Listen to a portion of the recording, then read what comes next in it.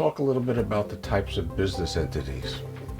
Historically, there's only the partnership, a corporation, and then a business trust in Massachusetts, and the sole proprietorship. Now, there are many more entities.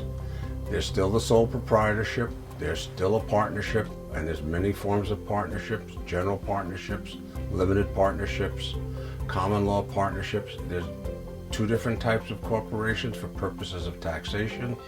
There's the C corporation and the S corporation, and there's a hybrid that the legislature put into existence years ago called the limited liability company.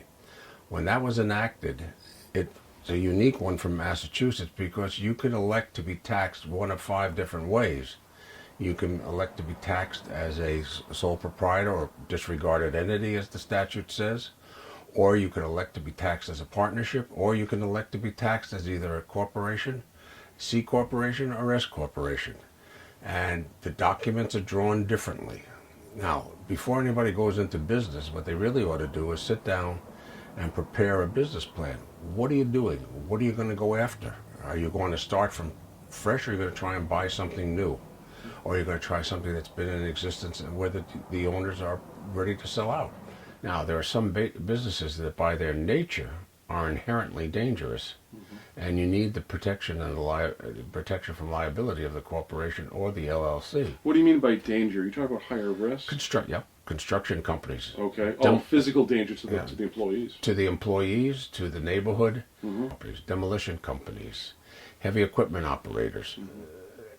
Those types of entities generally, from day one, you start them off as a corporation. The reason you use the corporation, it's kind of more settled law as to these entities, what the corporation will protect them from. Now, there is a clause in the limited liability company statute that is the closest thing that Massachusetts has to a claim of insulation from the shareholders of an LLC or the members of an LLC from personal liability. And that's what a lot of people rely on. But the LLC comes out of Delaware.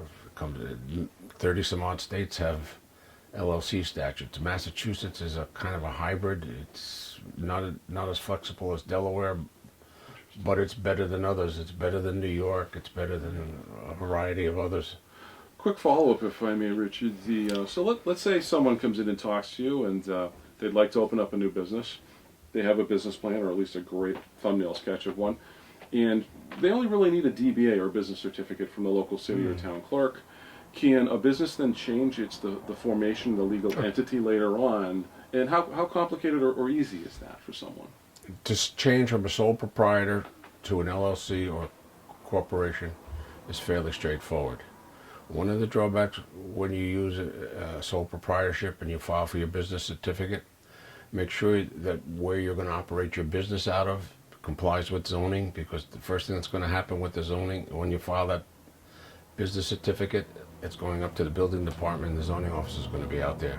That's an So excellent point. you better check and make sure that you can conduct the business there, and that you have, if you think you're going to have traffic flow, you better make sure you got off-street parking. So Particularly true in Fitchburg, particularly true in Leominster. Sure. One of the things we don't talk about enough around here is nonprofits that are looking to get into business, and some of the things that they have to do, which is very similar to what they have to do for a for-profit business. But if they're going to solicit money from the public, they have to be tax exempt from the Internal Revenue Service, and they have to be reporting to the Division of Public Charities of the Attorney General's office, the Commonwealth of Massachusetts. The fact that you go to a bank and open up an account and you check the box on the W-9 and it says that you're exempt does not make you exempt.